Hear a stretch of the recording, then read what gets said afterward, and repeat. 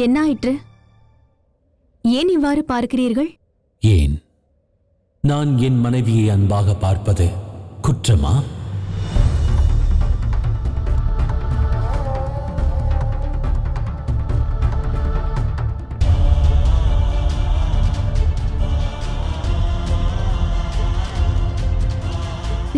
அவ்வாறென்றால் தங்களுக்கு? ஆம், எனக்கு நினைவுகள் வந்துவிட்டது. இந்த கேதாரநாதத்தில் நான் தியானம் கொண்டு நினைவுகளை பெற்றேன். ஒன்றை நன்கு புரிந்து கொண்டேன். யாவரும் ஜோதிர்லிங்கத்தில் சந்திப்பது சிவனையே, என்னையே. அதோடு தாங்கள் என் கணவர். தாங்கள் இவ்வாறு அன்பாக பேசுவதை கேட்டு என் மனம் பூரிப்படைந்து விட்டது. தாங்கள் அறிய மாட்டீர்கள், தங்களது நினைவுகள் மீண்டதால் நான் எந்த அளவிற்கு ஆனந்தம் கொள்கிறேன் என்று.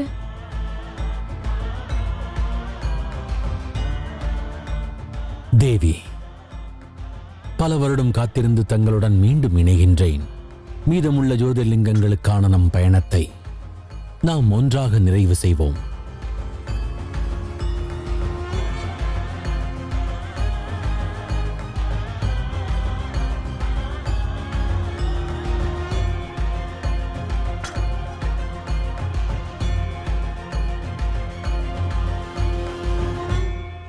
வாருங்கள்.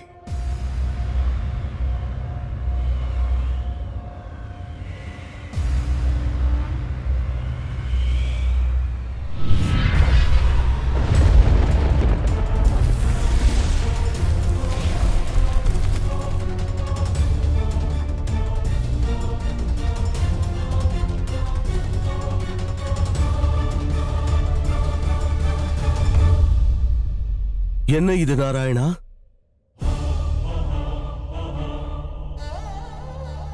தேவி, தங்களது பயணம் முழுமை பெற்றிடவில்லை.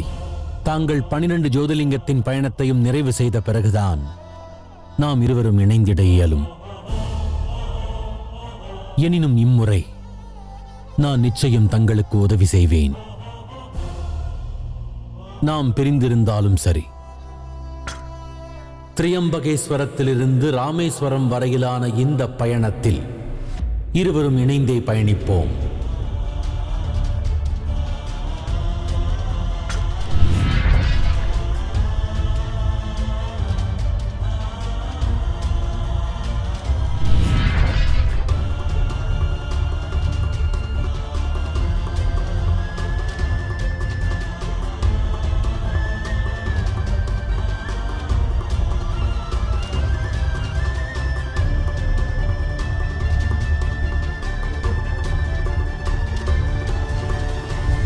நாராயணா, இவர்கள் இருவராலும் ஏன் ஒருவரை ஒருவர் இணைய இயலவில்லை? தேவி பார்வதி விரகதாபத்தை அனுபவித்திருக்கிறார்கள் தேவரிஷி.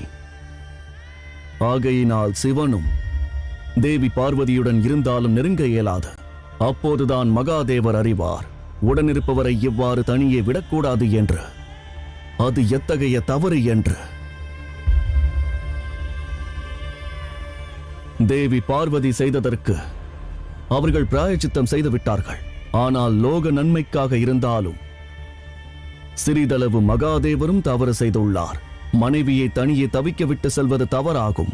அத்தவறுக்கான பிராயச்சித்தம் யாதெனில், திரியம்பகேஸ்வரத்திலிருந்து ராமேஸ்வரம் வரையிலான பயணத்தில்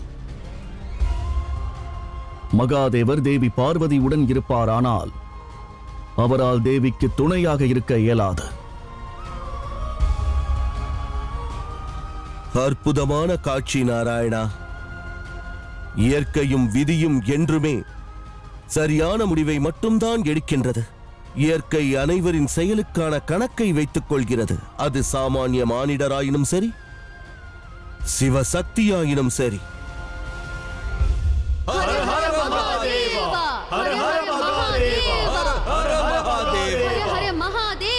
செல்லுங்கள் தேவி பார்வதி.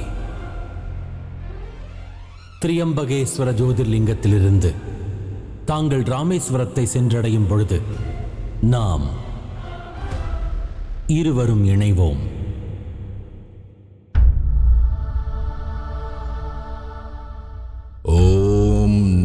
சிவாய. ஓம் நம சிவாய. ஓம் நம சிவாய. ஓம் நம சிவாய. பல வருடங்களாக தவம் புரிகிறார். ஆனால் இவருக்கு என்ன வேண்டும் என்று விளங்கவில்லையே. ஓம் நம சிவாய.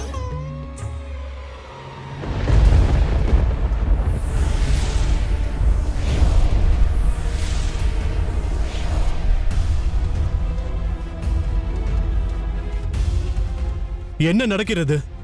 திரியம்பகேஸ்வரம் எவ்வாறு செல்வோம்? ஓம் நம சிவாய. யார் இந்த மகரிஷி? இங்கு என்னதான் நடக்கிறது? இவர் கௌதம மகரிஷி. பல வருடங்களாக தவம் புரிகிறார். இவருக்கு என்ன வேண்டுமென்பது எவருக்கும் தெரியாது. ஆனால் எங்கள் பிரச்சனை யாதெனில் திரியம்பகேஸ்வரர் ஜோதிர்லிங்கம் செல்வதற்கான பாதை தடைப்பட்டுள்ளது. எங்களால் முன்னேற இயலவில்லை. நாங்கள் அனைவரும் மானிடர்கள். ஆகையால் இவருக்கு உதவ இயலவில்லை.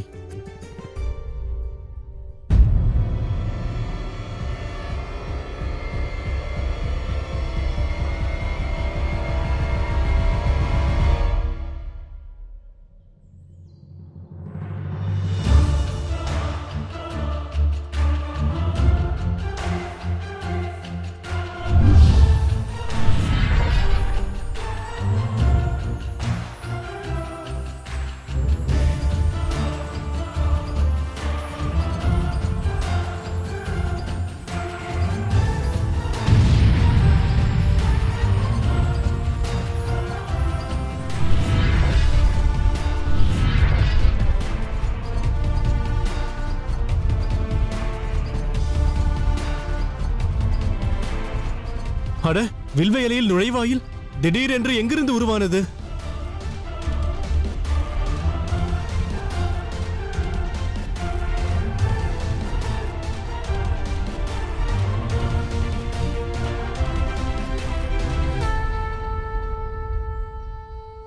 ஓம் நம சிவாய. கண் திறந்து பாருங்கள் கௌதமரே. ஓம் நம சிவாய.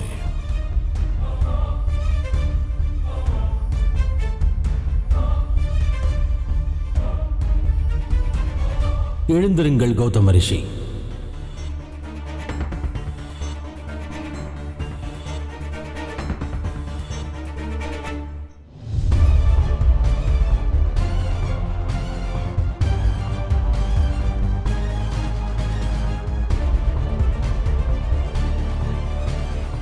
என் தவத்தை கலைக்கும் தவறை செய்தது யார் என்று கூறுங்கள். யாரது?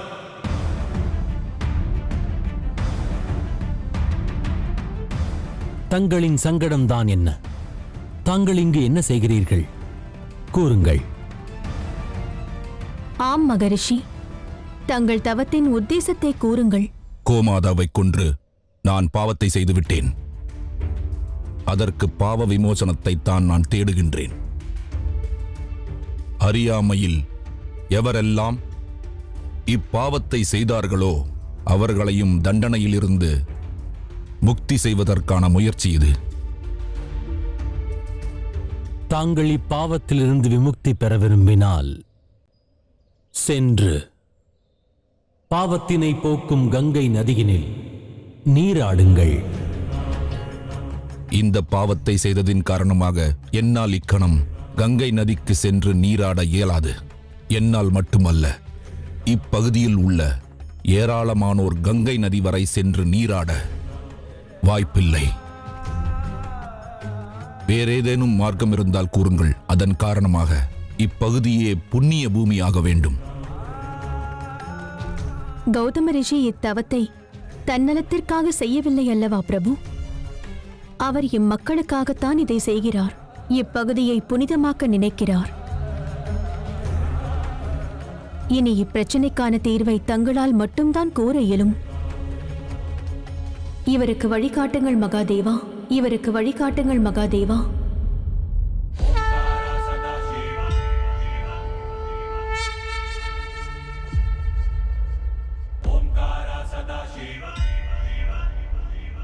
மகாதேவரா,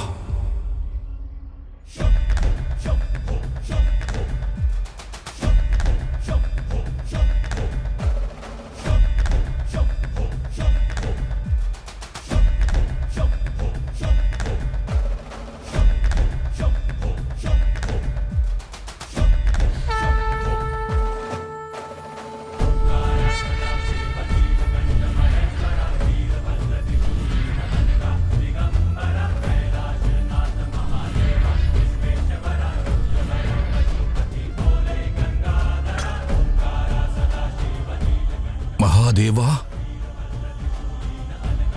மகாதேவா, தேவி பார்வதி, மகாதேவா,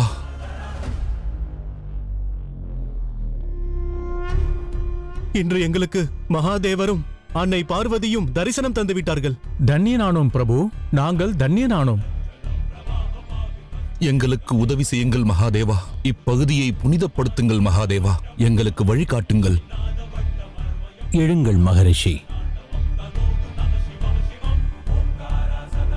தங்களது தவத்தையும் தேவி பார்வதியின் வேண்டுகோளையும் என்னால் எவ்வாறு புறக்கணிக்க இயலும்?